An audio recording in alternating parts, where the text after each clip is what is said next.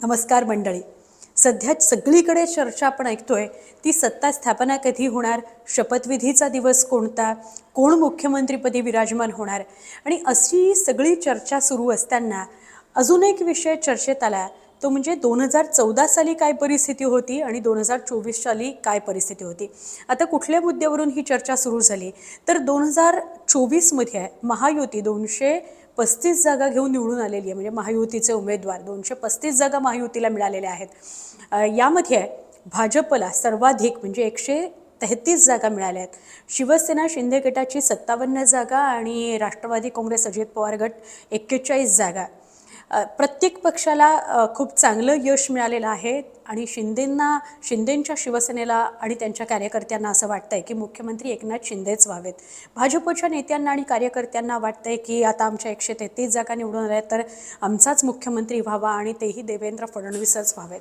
असं असताना थोडंसं नाराजी नाट्यही काही दिवस आपण पाहिलं. नाराजी नाट्य कसलं आहे तर शिंदेंच्या चेहऱ्यावर ही निवडणूक लढवली गेली आणि इतकं चांगलं यश मिळालं आहे तर शिंदेंनाच मुख्यमंत्री करावं असं कार्यकर्ते नेत्यांचं म्हणणं आहे आणि त्यामुळे थोडंसं नाराजी नाट्य आपण 1-2 दिवस पाहिलं.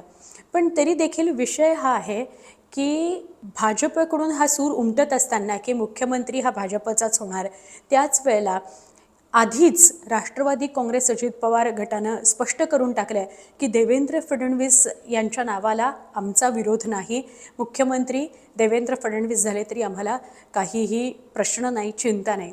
याच्यामुळे झालं असं की 133 जागा घेऊन भाजप आणि 41 जागांवर राष्ट्रवादी काँग्रेस असल्याने हा आकडाच बहुमताचा आहे. त्यामुळे बार्गेनिंग पॉवर 57 जागा असलेल्या शिवसेनेची पूर्ण निघून गेली. शिवसेना काही बार्गेन करू शकली असती, मुख्यमंत्रीपद संदर्भात काहीतरी जोर करू शकली असती. पण आधीच राष्ट्रवादी काँग्रेस अजित पवार गटाकडनं स्पष्ट करण्यात आलं की मुख्यमंत्री जर देवेंद्र फडणवीस झाले किंवा भाजपचा झाला तर आमचा कुठलाही विरोध नाही. त्यामुळे शिवसेनेची बार्गेनिंग पॉवरच संपली. आता हेच चित्र 2014 साली सुद्धा थोड्याफार फरकानं पण 2014 साली सुद्धा आपण पाहिलं होतं. 2014 साली भाजप आणि शिवसेना जी एकत्रित शिवसेना होती, भाजप आणि शिवसेना दोघंही वेगवेगळे लढले आणि लढल्यानंतर निकाल काय आला. 2014चा निकाल जर आपल्या सगळ्यांना लक्षात असेल की भाजपला 122 जागा मिळाल्या होत्या आणि शिवसेनेला म्हणजे ठाकरे तेव्हा सगळी शिवसेना सांभाळत होते, उद्धव ठाकरे, तर त्यांना 61 जागा मिळाल्या होत्या. म्हणजे 61 जागा मिळून सुद्धा उद्धव ठाकरे हे साधारणपणे चर्चेच्या ह्याच्यात होते की मुख्यमंत्रीपद त्यांना मिळावं किंवा मुख्यमंत्रीपदासाठी ते आग्रही होते. शिवसेनेचा सुद्धा मुख्यमंत्री व्हावा असं त्यांच्या मनात होतं.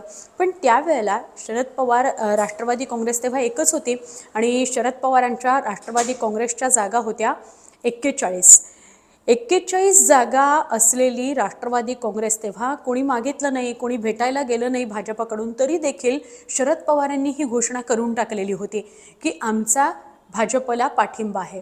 भाजप जर सत्ता स्थापनेचा दावा करत असेल तर आम्ही त्यांना बाहेरून पाठिंबा देऊ. यामुळे त्यावेळी सुद्धा म्हणजे 2014 साली सुद्धा झालं असं की शिवसेनेची उद्धव ठाकरेंची बार्गेनिंग पॉवरच संपली. उद्धव ठाकरे हे थोडे भाजपबरोबर चर्चा करत होते, घासाघीस करत होते, मुख्यमंत्रीपदासंदर्भात चर्चा करत होते. जास्त मंत्रिपदं मिळवून घेता येतील का अशी सुद्धा शक्यता आणि चर्चा बोलल्या जात होत्या.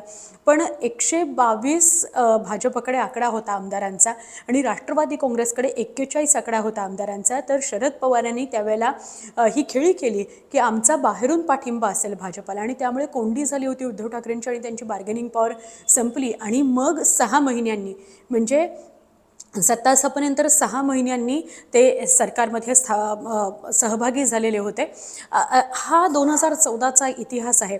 पण त्यावेळेला घडलेली घटना थोड्याफार फरकानं आज 2024 साली पुन्हा बघायला मिळते आहे की मतदान झाल्या दुसऱ्या दिवशी जेव्हा नेत्यांच्या प्रतिक्रिया यायला लागल्या की आता एवढं बहुमत मिळालं, एवढी मोठी आमदारांची संख्या तुमच्याकडे आहे, तर मग सत्ता स्थापनेचा दावा कधी करणार, कोण मुख्यमंत्री होणार, असे जेव्हा प्रश्न नेत्यांना विचारले गेले तेव्हा राष्ट्रवादी काँग्रेसच्या गोटातून हे उत्तर आलं की भाजपकडे 133 जागा आहेत आणि भाजपचा जरी मुख्यमंत्री झाला तरी आम्हाला काही प्रॉब्लेम नाही आणि देवेंद्र फडणवीस जर मुख्यमंत्री होतील तरीही आम्हाला काही प्रॉब्लेम नसेल.